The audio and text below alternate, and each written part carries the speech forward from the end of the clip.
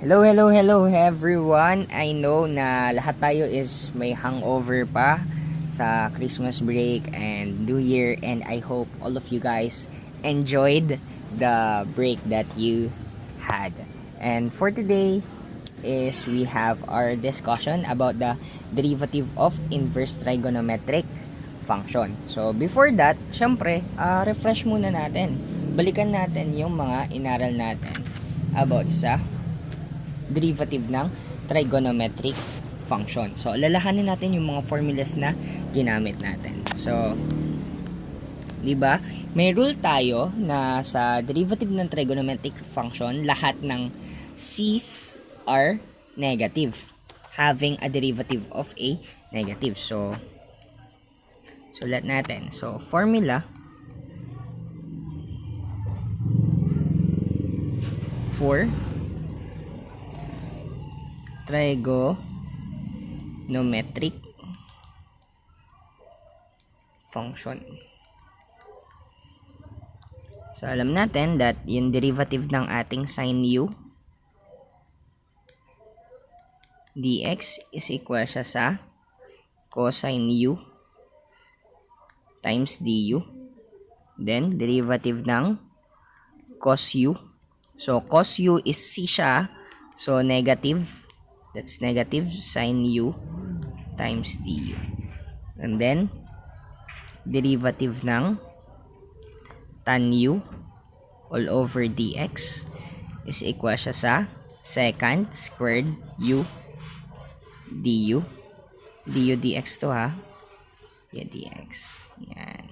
Respect to x kasi tayo. So, derivative ng cotangent u all over dx is equal siya sa negative. So, c cotangent. So, that is negative cosecant squared u times du dx. And then, we have the derivative ng secant u all over dx is secant u tan u times du dx. And then, derivative ng cosecant u. Cosecant is c siya. So, that is negative cosecant u cotangent u times du dx. So, I hope that na-remember nyo or naalala nyo na yung mga formula na to, dahil ilan lang to sa gagamitin natin sa inverse trigonometric function. Sa derivative ng inverse trigonometric function. And yes, another formula na naman. 6 formulas na naman yung tatandaan natin about naman sa derivative of inverse trigonometric function. And also, nung sa ating trigonometric function, sa derivative na yun, sinabi ko, di ba, that all c's are negative. Same as with the inverse trigonometric function. So, pag inverse trigonometric function po, yung ating trigonometric function is sinusulat siya or denoted as like this. So, for the sign, we have u all over dx. So, yung sign raised to negative 1, iyan po ay indication na inverse siya. Inverse yung ating trigonometric function. And then, pwede natin siyang bigkasin as derivative ng arc sin u all over dx. Ganun po. So, for the formula ng derivative ng arc sin u is equal siya sa 1 all over square root ng 1 minus u squared times du dx. And then, for the derivative ng ating arc cosine, that is negative 1 all over square root ng 1 minus u squared times du dx. And then, sunod natin is yung ating derivative ng ating arctan u is meron siyang formula na 1 all over 1 plus u squared times du dx. And then, for the cotangent, arc cotangent, meron siyang, I'm so sorry. So, meron po siyang derivative na negative 1 plus u squared times du dx. And then, we have the derivative for arc secant u all over dx, that is 1 all over u square root ng u squared minus 1 times du dx. And then we have the derivative for arc cosecant u all over dx is equal naman siya sa negative 1 all over u square root ng u squared minus 1 times du dx. So kung papansinin nyo, tatlo lang naman talaga yung formula na meron tayo originally. So we have for the arc sign, which is 1 all over square root ng 1 minus u squared times du dx. And we have sa tan, arc tan, we have 1 all over 1 plus u squared times du dx. And for the secant, arc secant, which is equal siya sa 1 all over u times square root ng u squared minus 1 times du dx. Kasi yung ating arc cosine, yung ating arc cotangent, and yung ating arc cosecant is same lang din yung kanilang mga formulas. So, for the sine, same lang sila ng formula ng cosine. Meron lang siyang negative.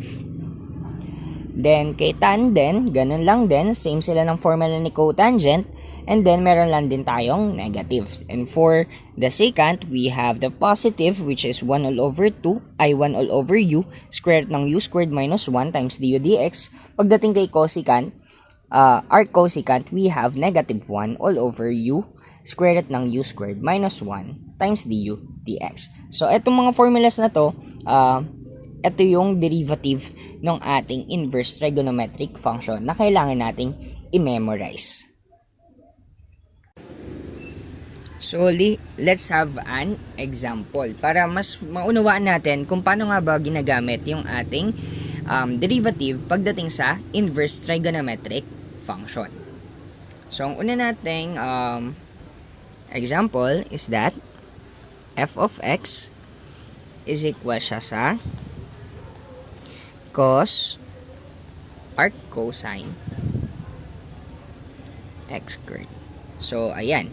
So, hanapin natin yung first derivative. So, let's find yung ating f prime x. So, ano yung formula na gagamitin natin? So, yung formula na gagamitin natin, dahil nga po arc cosine siya, so yung derivative ng ating arc cosine u all over dx is equal siya sa, so c siya, c. So automatically we have negative. So negative 1 all over square root ng 1 minus u squared times du dx. So automatically yung etong nasa loob natin na x squared, that is our u. So, u po natin is yung ating x squared. And then, yung derivative ng u natin, that is 2x. And then, we can now rewrite yung ating derivative. So, we have f prime of x is equal siya sa negative 1 all over square root ng 1 minus, ano yung u natin? Yung u natin is x squared. So, we have x squared raised to 2 times yung derivative daw ng u natin. So, yung derivative ng u natin, that is 2x. So, f prime of x is equal to negative 1 all over square root ng 1 minus. So, eto, law of exponent. So, madidistribute siya. Yung 2, mamumultiply din sa 2. So, magiging x raised to 4 times natin yung 2x. So, yung 2x, mumultiply siya dito kasi nga it can be represented as fraction. So numerator sa numerator, denominator to denominator, kaya po yung ating magiging final answer will be negative 2x all over square root ng 1 minus x raised to 4.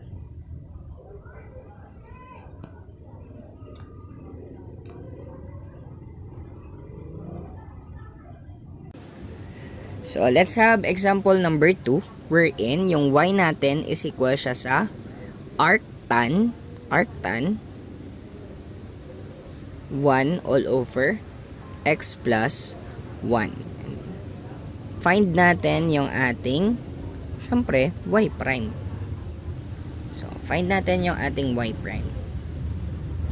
So, ano yung gagamitin nating formula? So, yung formula to be used is, diba, derivative ng arctan natin, arctan u all over dx is equal siya sa 1 all over 1 plus u squared times natin ng u dx. So, automatically po, yung ating nandito, nasa loob, is yung ating u. So, yung u po natin,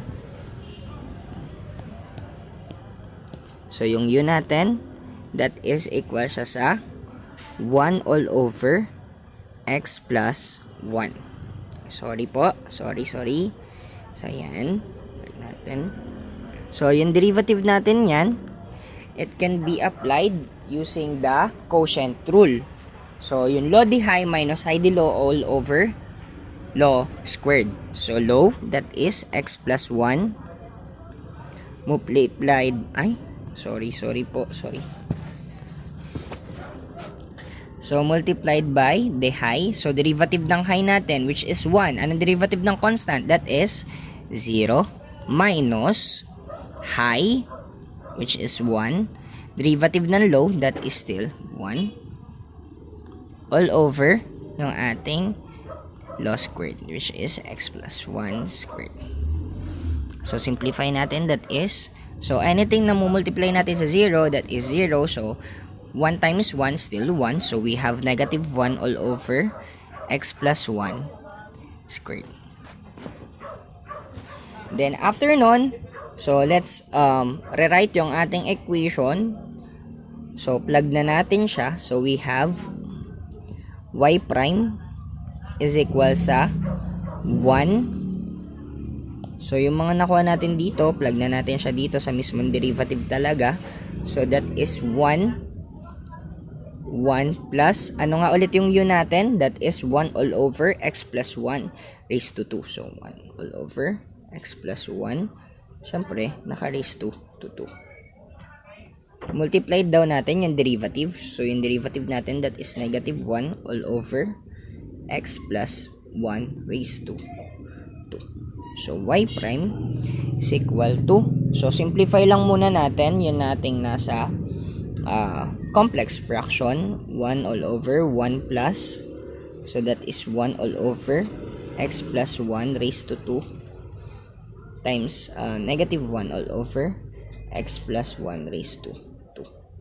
So, furthermore, that is 1 all over, so this one, pagsamahin natin siya by getting yung ating LCD. So, ano yung LCD nila? Automatically, kasi ito may 1 to all over 1. So, x plus 1 raised to 2 yung kanilang LCD. So, that is x plus 1 raised to 2. So, that is x plus 1 raised to 2 plus 1.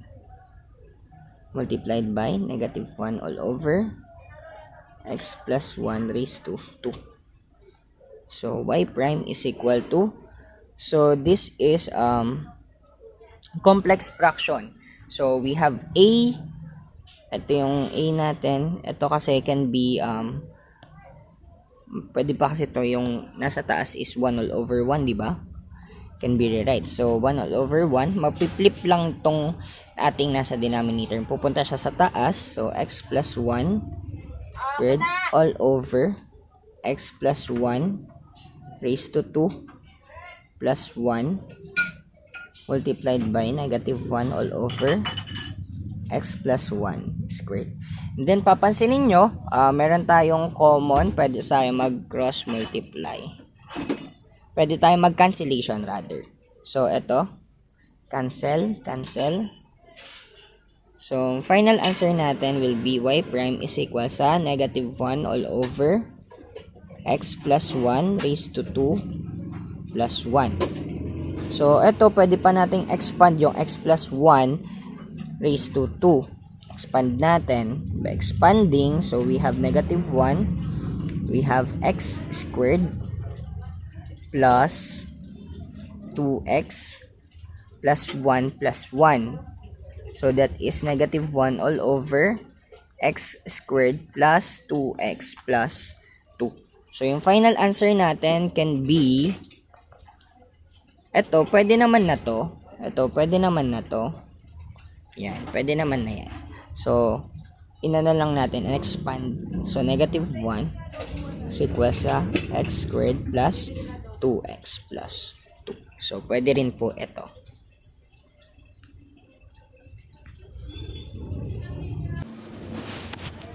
Let's have our third example. So, yung third example natin, we have the function f of x is equal sa x arc cosecant negative 1 ay arc cosecant x. Ayan. So, we have here a product rule ng ating derivative. So, maglelet tayo ng u and maglelet tayo ng ating v. So, yung u natin is x. So, u natin is x. So, derivative ng u, that is 1. And then, we have the v, which is equal siya sa arc cosecant x. So, derivative ng v natin, alam natin na yung formula for the derivative ng arc cosecant. So, pasensya na po sa sobrang ingay ng ating mga sasakyan. Kala po ata nila New Year na. So, arc cosecant u. So, yung formula natin for that is negative 1 u square root ng u squared minus 1 times du dx. So, that is negative 1 all over. So, yung u natin, that is yung ating x. So, we have x square root ng x squared minus 1. Siyempre, derivative ng x natin, that is 1. So, automatically, 1 lang naman yan. So, ito lang yung makukuha natin. Yung negative 1 all over x square root ng x squared minus 1. So, put na natin siya sa ating general formula, kasi general formula natin is derivative ng u times v, which is yung ating u dv plus v du.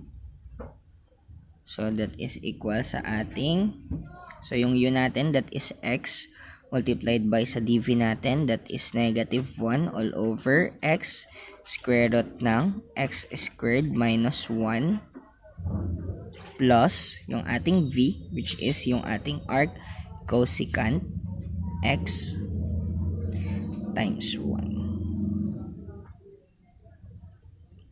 So, papansinin nyo, di ba, yung operation in between sa u natin, which is yung ating x, and dito sa ating negative 1 all over x squared root ng x squared minus 1 is multiplication. So, we can cancel out yung ating x. Kasi yung isa nasa numerator, yung isa nasa denominator. So, that is equal sa negative 1 all over square root ng x squared minus 1 plus arc cosecant x. So, this is our final answer.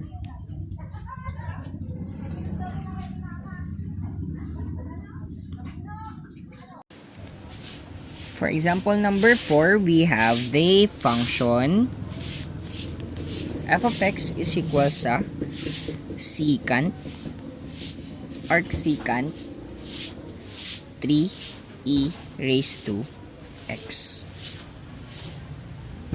So, yung formula po na gagamitin natin is yung ating sa derivative ng arcsecant u dx, which is equal siya sa 1 all over u square root ng u squared minus 1 times du dx. Then, papansinin nyo, meron tayong e raised to x. So, balikan natin din yung formula ng e raised to x. So, yung derivative ng ating e raised to u dx is equal siya sa e raised to u times du dx. So, yan. So, dito, sa ating inverse trigonometric function, automatically, ito nasa loob natin, that is our u. So, yung u po natin is equal siya sa 3e raised to x. So, yung derivative niyan, that is 3. So, e raised to x is still e raised to x. Siyempre, derivative ng u natin, ito yung u, yung x natin, that is 1. So, still, yung ating makukuha is 3e raised to x. So, sulat na natin ngayon yung ating sagot. So, itong mga nakuha natin na to, syempre, pa-plug natin siya dito sa mismong formula ng derivative ng ating arcsecant. So, that is equal siya sa, so, y prime is equal to 1 all over.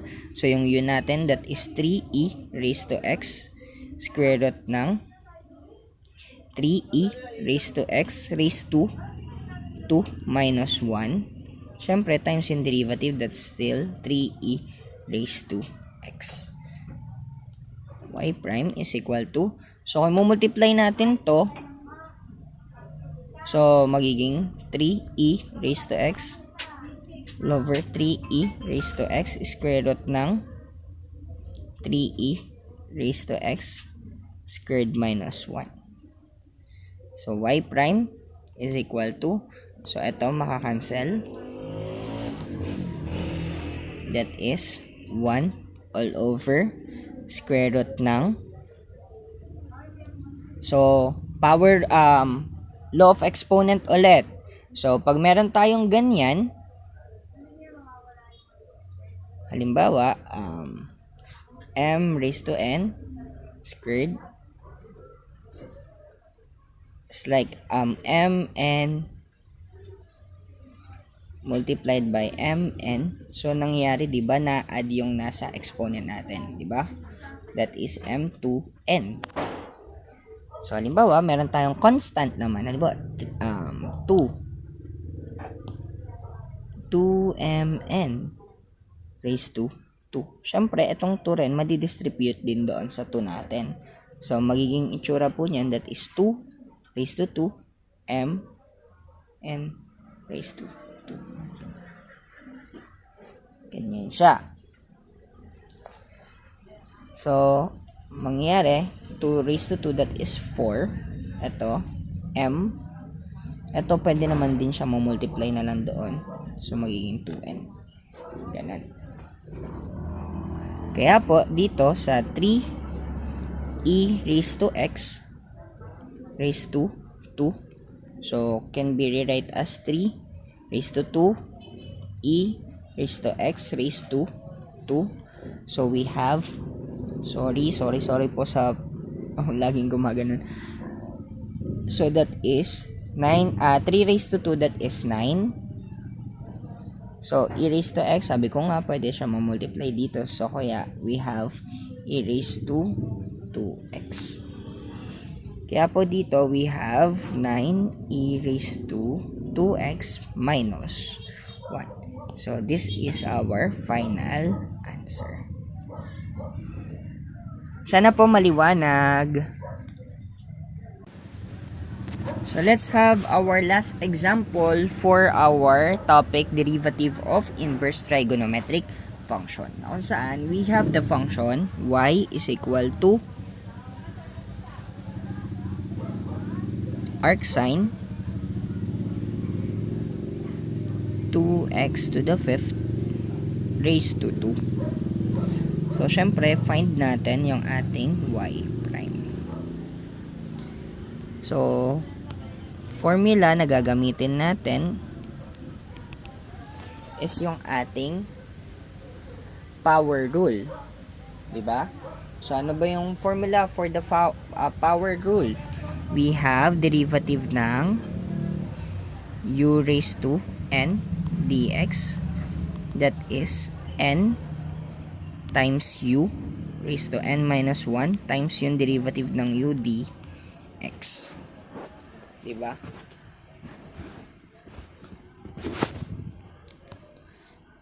So, that is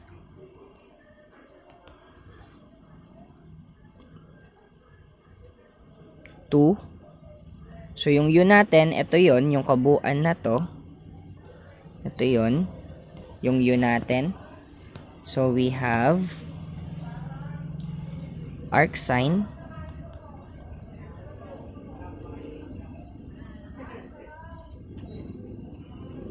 two x to the 5th raised to 2 minus 1 times, syempre, ng derivative na nasa loob. So, ano yung derivative na nasa loob? Ito daw. Di-derivative daw natin tong nasa loob na to. So, yung derivative natin ng u.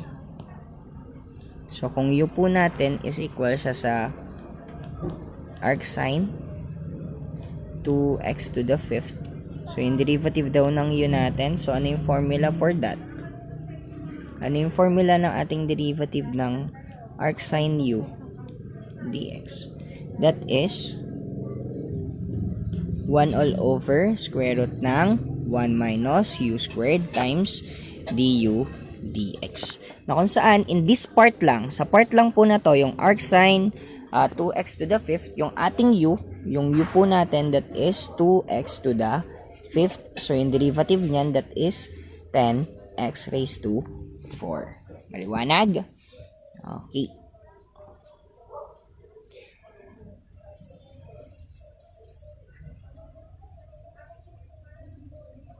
So, kaya, yung ating gagawin is that, ito nakuha natin na u and du, syempre, substitute natin doon sa formula natin. So, that is, equal siya sa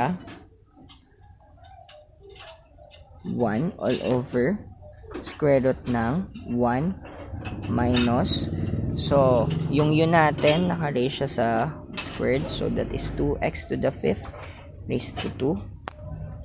Times natin ang derivative, which is yung ating 10x raised to 4. So, that is 10x raised to 4 all over square root ng 1. So, ganun lang ulit ito. Naituro ko na. So, 2 raised to 2, that will be 4. Tapos, x raised to 5, that will be 10. So, ito ngayon, ito nakuha ngayon natin na derivative ng arc sine natin na 2x to the 5th. So, yung derivative po ng ating arc sine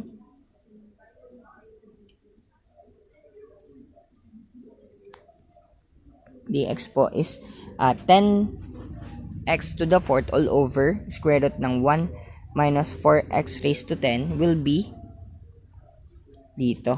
Dito siya ilalagay. So, sulat po natin. So, that is 10x to the 4th all over square root ng ating 1 minus 4x raised to 10.